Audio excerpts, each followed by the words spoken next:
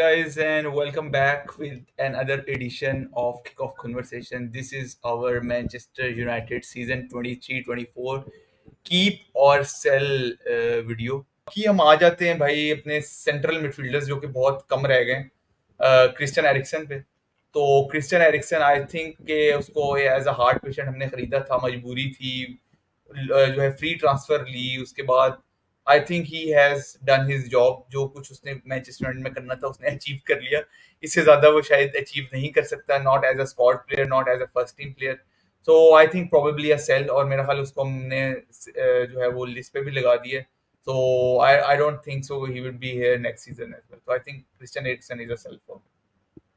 नहीं, definitely again पिछले सीजन के स्टार्ट में बड़ी अच्छी परफॉर्मेंस रही और वो सारा कुछ अपनी जगह, बट ना सिर्फ एसएल में, थोड़ा सा मेरे ख्याल में आराम शराम की अब आगे इनको जरूरत है। कुछ मुस्तकबिल की और इरादे प्लान श्लान वो कर लें शायद। अब टॉप टॉप लेवल पे शायद वो ना खेल सके। This is all due respect, he is been a top performer, but he is obviously past his best, तो ऑब्वियसली एसएल। अच्छा जी, अब आ जाते हैं स्कॉट मैकटोमिनी पे। भाई इस पे भी एक काफी आपको राय फैन बेस की जरा डिवाइडेड मिलेगी कि कीप और सेल वाली बात है। As a squad player I think he has been excellent. इस सीजन मजबूरी के तहत हमें उसको बहुत ज्यादा यूटिलाइज करना पड़ा, जो कि उसके हक में बेहतर निकला क्योंकि हम उसको लास्ट सीजन बेचना चाह रहे थे। ऑफर भी आई। तो I think this season he has been an excellent squad player. As a squad player रखना है तो I think probably a keep, क्योंकि आप इतने सेंटर मिडफील्डर्स एक ही विंडो में आप नहीं लेके जा सकते। तो I think for this season I think probably a keep as a squad player. But अगर कोई अच्छी ऑफर आती है तो I think probably a sell as well. तो मैकटोमिनी के बारे में क्या कहें? लेकिन मैकटोमिने बारे में तो लगता है कि वो कुछ हमारे बस में है ही नहीं। वो खुद ही अपने आप को कीप सेल उनके उसमें होगा तो वो जाएंगे, वरना हम तो नहीं उनको कहीं भेज सकते। देखिए, अगेन बिल्कुल मैं आपसे इत्तेफाक करता हूँ कि as a squad player obviously, उसके अलावा तो देखें, अगर आपकी टीम में मैगवायर रेगुलरली खेल रहा है और वो अच्छा परफॉर्म कर रहा है तो इसका मतलब आपकी टीम में मसला है। ये एक लिटमस टेस्ट है कि भाई, तो ये मतलब, और ये हुआ है सीजन के भाई, गोल स्कोरिंग पे आप रिलाई कर रहे हैं। लेकिन obviously ideally probably sell again, क्योंकि वही पास्ट की बात है। स्क्वाड प्लेयर्स में भी आप बेहतर, you can do better in terms of squad players as well, लेकिन कोई लेता नहीं है तो अलग बात है। आइडियली एसएल मैं ये कहूँगा। बाकी अमराबाद पे आ जाते हैं तो अमराबाद तो ही इज लोनी। तो वो वैसे ही वापस जा रहा है, अभी तक उसकी कोई एक्सटेंडेड डील की बात हमने नहीं देखी। So probably fair decision I think. उसको जितने चांसेस मिले, इतना कोई हाई क्वालिटी उसने परफॉर्मेंसेस नहीं दी। So probably sell as well. तो वो वापस वैसे ही जा रहा है, तो मेरा ख्याल है आपका भी यही वही होगा। उसको भी स्टांस के उसको रोकने की कोई तुक बनती नहीं है इसमें। बनती नहीं है बिल्कुल।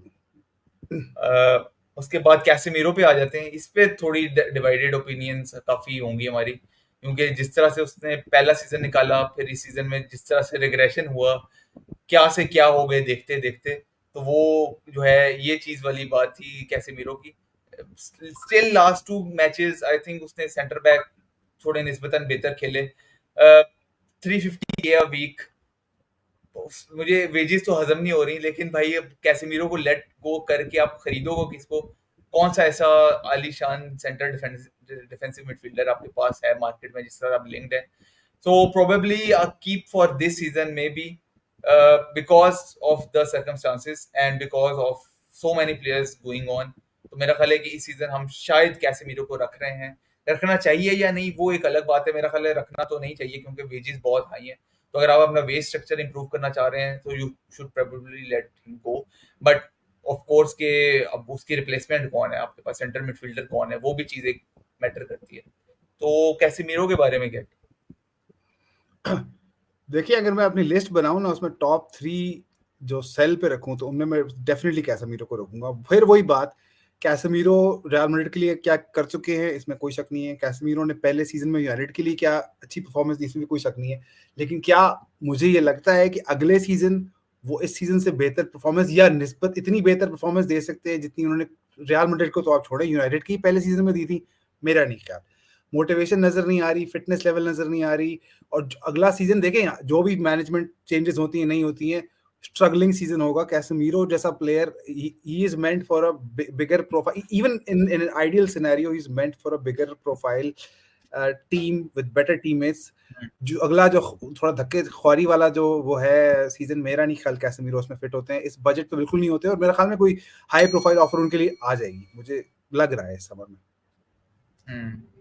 चलो अगर आ जाती है तो I think probably a sell for both. मेरे लिए भी यही है कि इन्हीं वाली सर्कमस्टेंसेस की वजह से I think we should sell him. Mason Mount, Mason Mount को अगर आप सेंटर अटैकिंग मिडफील्डर अगर आप उसको हाँ रखना चाहें तो मुझे नहीं पता उसको क्यों खरीदा गया था। आई डोंट नो उसके पीछे क्या लॉजिक्स थी। वो मेरी समझ से बाहर है। बहुत महंगा खरीदा गया, एक हमें चूना भी लगाया चेल्सी ने। अच्छी ऑफर आ जाती है तो probably late him go. But वही बात है, हमने उसको देखा नहीं सीजन में भाई। 2 मैचेस 3 मैचेस खेलने से आप क्या ही अंदाजा लगा सकते हैं एक प्लेयर पे कि वो किस तरह परफॉर्म कर पाएगा, स्पेशली जिस तरह का सीजन यूनाइटेड का गया है। तो यू कैन नॉट जज ऑन दैट परफॉर्मेंसेस कि उसको कीप और सेल। बट क्योंकि हमने उसको खरीदा ही लास्ट सीजन है तो we should probably keep him, और उसके बाद हम देखें एक सीजन अगर वो फिट रहता है, क्योंकि फिटनेस का भी उसका प्रॉब्लम बहुत ज्यादा है, इंजरी प्रोन भी वो जैसे हमने बात की है। सो प्रोबेबली और ज्यादा इतनी लिस्ट है सेल लिस्ट, तो आई थिंक माउंट का जो सेलिंग पॉइंट है वो काफी नीचे है। तो probably a keep for me this season. मेरा ख्याल है उसको हमने इतनी तरह देखा नहीं कि हम कह सकेंगे भाई कीप और सेल, ये वाली बात। जी बिल्कुल बिल्कुल, मैं इससे आप बिल्कुल इत्तेफाक करूंगा। वही एक सीजन वाली बात आ जाती है, दूसरा सीजन वो खेले भी नहीं है। अ, अगर आप मुझसे पूछे तो क्या मुझे उनसे उम्मीद है आगे, वो नहीं है मुझे। मेरा नहीं ख्याल कि वो माउंट, शायद वो चेल्सी वाला माउंट वो एक फेज था, for his sake I would want that phase to come back, लेकिन वो कुछ उनकी इंटेंट, उसकी बॉडी लैंग्वेज उनमें वो नजर नहीं आ रहा। तो बट स्टिल वही बात है कि एक सीजन और उसमें आप ये फैसला फॉलो नहीं करते, तो probably a keep, but it's up to him to, it's up to him to prove his worth next season. आगे आ जाते हैं जी ब्रूनो फर्नांडिस पे। Of course captain fantastic, one of our players of the season. तो I think कोई भी United fan उनको cell तो नहीं करना चाहेगा। वो खुद जाना चाहें तो वो एक अलग बात है, सऊदी क्लब्स उनके पीछे पड़े हुए हैं। But I think it's a keep for me. Bruno Fernandes is I think top of the list in the keeping list. तो उस पे हम, मेरा ख्याल है हमें टाइम नहीं जाया करना चाहिए, because he has been one of the stand out performance of this season. तो ऑफ कोर्स अ कीप। आगे आ जाते हैं भाई हम मार्कोस रैशफोर्ड।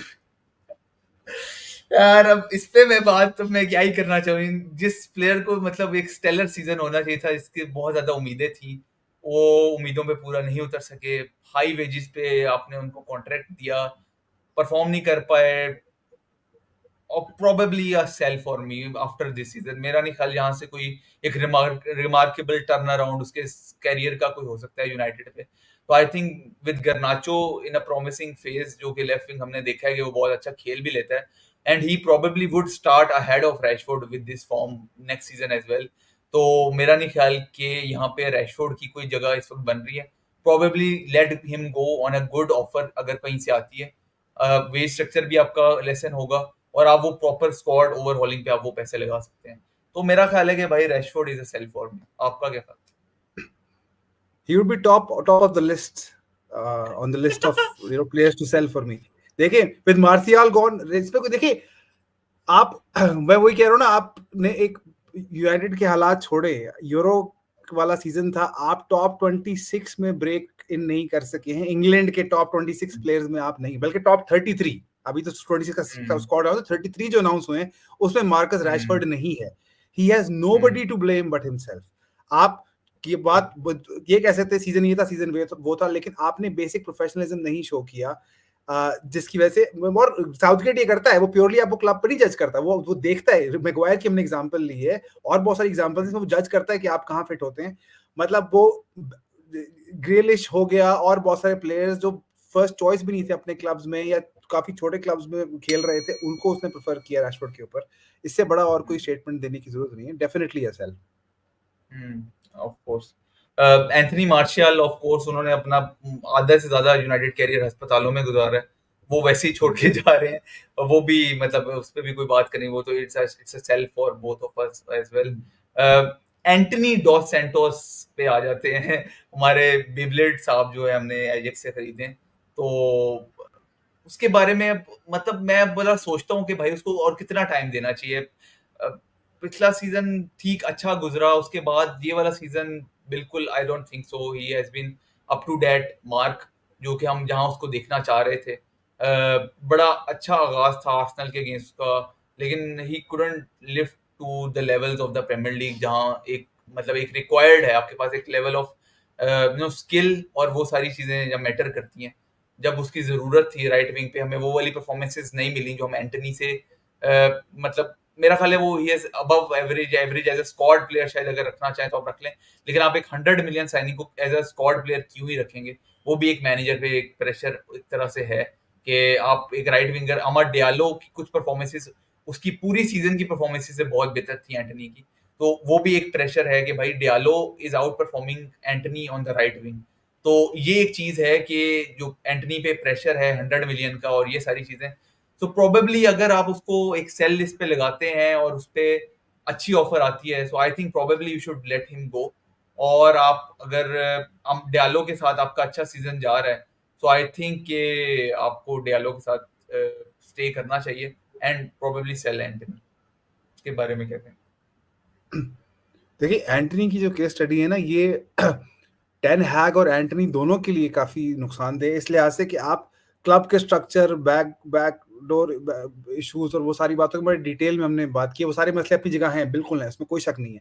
लेकिन ये वो एक चीज थी कि भाई आप पास्ट में साथ खेल चुके हैं और उसको मुसलसल चांस दिया है, मतलब डियालो को बड़ा एंड में चांस दिया, सब लोग कह रहे थे उसको बहुत पहले चांस देना चाहिए था, जो कि सही बात है। तो एक अगर आप एक प्लेयर को कह सकते हैं ना जिसको हर तरह का सपोर्ट मिला है, हर तरह का वो मिला है, उसके बावजूद आपको वो परफॉर्मेंस नजर नहीं आई है, इसमें और कोई राय नहीं बनती कि शायद वो उस लेवल का प्लेयर नहीं है। मेरे ख्याल में 2 सीजन, एक और खासतौर पर इस तरह के 2 सीजन जिसमें ऐसा भी नहीं रहा कि आपको ले ऑफ आपका रहा है कोई बहुत बड़ा, आप रेगुलरली खेलें, मैनेजर ने आपको पूरा बैक किया है, आप अपनी प्रेफर्ड पोजीशन पे खेलें, सब कुछ आपके हिसाब से हुआ है, लेकिन आप नहीं डिलीवर कर सके, तो मेरे ख्याल में वो शायद उतने अच्छे प्लेयर नहीं है। जिस और जब ये आप इस नतीजे पे पहुंच जाते हैं तो फिर एक ही नतीजा निकलता है कि ऐसे प्लेयर को आप नहीं रख सकते। होपफुली आपको कुछ डिसेंट, बहुत अच्छी 100 मिलियन की ऑफर तो नहीं मिलेगी आपको, लेकिन जो थोड़ी अच्छी ऑफर मिल जाती है तो प्रॉब्ली आप बेचने की तरफ सेल। रुझान होना चाहिए। अब आ जाते हैं भाई जेडन सैंचो वाले सागा पे। तो भाई वो एक loanee as a Dortmund player अब चैंपियंस लीग फाइनल भी खेलेगा।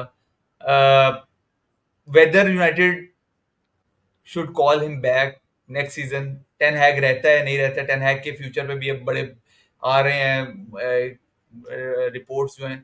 सो सेंचो के बारे में मेरा तो जाती ख्याल यही है कि भाई एक प्लेयर को आपने जब आजमा के देख लिया है, his attitude, his work ethic और उसकी सारी चीजें आपने देख ली हैं, and he has not been of the calibre of your club, तो मेरा नहीं ख्याल you should call him back irrespective of कि कौन सा मैनेजर आता है कौन है। I think it's probably a sell, और सेल आपको डॉटमंड को ही वापस कर देना चाहिए, और जितने उसके चैंपियन लीग फाइनल के हमें पैसे ज्यादा मिलने सकते हैं उस पे हमने उसको कैश इन करना चाहिए, मेरा ख्याल है 50-60 मिलियन जो भी डॉटमंड, क्योंकि it's been their priority to keep Sancho, तो I think it's no use to call him back, तो मेरा ख्याल है sell him to Dortmund. Sell him to anyone. देखें जब रोनाल्डो वाला सागा हुआ था, हमने पॉडकास्ट की थी, तो आप जब डिसिप्लिन तोड़ते हैं, हम तो मैं तो तब कह रहा था कि भाई आप club legend, one of the greatest of all times को भी ये ब्रीच ऑफ डिसिप्लिन पे नहीं आपको वो करना चाहिए, तो सैंचो किस खेत की मूली है भाई। देखें अगर वो इतना ही बड़ा प्लेयर है और मसला टेन हाग ही था, तो फिर आप ये अगेन आप क्यों 33 मैन स्क्वाड में नहीं है इंग्लैंड के लिए? आप तो चैंपियंस लीग फाइनल खेल रहे हैं, डॉर्टमंड के लिए पता नहीं क्या कुछ कर रहे हैं, तो आप में कुछ तो मसला है ना, जो साउथगेट को भी नजर आ रहा है। सिर्फ तो उसने भी वही एक्सक्यूज किया जो रैशफोर्ड ने, उसने थोड़ा ज्यादा वो वोकली कर दिया कि भाई आप अपने फेलियर्स को आपने दूसरों में की तरफ छुपाने की कोशिश की। ऐसे प्लेयर्स को बिल्कुल ही नुकसानदेह होते हैं, अपने लिए भी नुकसानदेह होते हैं, क्लब के लिए भी होते हैं, चाहे जो जितना मर्जी टैलेंट हो उनमें, definitely a sell, no no no second thought. हाँ, अब आ जाते हैं भैया हम अपने striker Hojlund, of course one of the keeps of the season I think. बहुत अच्छा सीजन रहा मेरे लिए, तो मतलब मोर देन एक्सपेक्टेड उसने परफॉर्मेंसेस की, और जैसा पहला सीजन हमने बाकी लोगों से एक्सपेक्ट नहीं किया था, इससे हमने भी नहीं एक्सपेक्ट इतना ज्यादा किया था, but he has been one of the stand out performance. और जैसे हमने सर्विसेज देखी कि उसको कोई सर्विस प्रोवाइड नहीं हुई, still he has been scoring the Champions League ruthlessly. Premier league में भी उसने 6 मैचेस का उसने लगातार कंसिस्टेंट स्कोरिंग का रिकॉर्ड जो है वो मैच किया, तो I think keep one of the keeps of the season जो है वो हमारे पास रासमस हॉयलुंड है। मेरा ख्याल है आपका भी यही ख्याल होगा, ऑफ कोर्स बिल्कुल बिल्कुल, रासमस हॉयलुंड। 100%, 100%, अ, 100%। उसके बाद हम आ जाते हैं अलेजांड्रो गार्नाचो पे, of course stellar season, break through season, और रैशफोर्ड को उसने दिखाया कि भाई खेलते किस तरह है, किस तरह जगह बनाते हैं, किस तरह डायरेक्ट खेलते हैं, किस तरह परफॉर्मेंसेस वीक इन वीक आउट देते हैं। तो भाई I think of course keep of the season for may be next 5 season, अगर वो इस तरह परफॉर्म करता रहा है तो मेरा ख्याल है कि Garnacho is one for the futures of course keeps of the season. If you have seen this video, और अगर आप हमारे जो ओपिनियंस हैं उससे आप अगर इत्तेफाक करते हैं, नहीं भी करते, तो भाई आप लाइक जरूर करें, चैनल सब्सक्राइब करें। तो भाई तब तक फॉलो करते रहें किक ऑफ कन्वर्सेशन। मिलते हैं भाई नेक्स्ट पॉडकास्ट में। Till then take care, bye bye.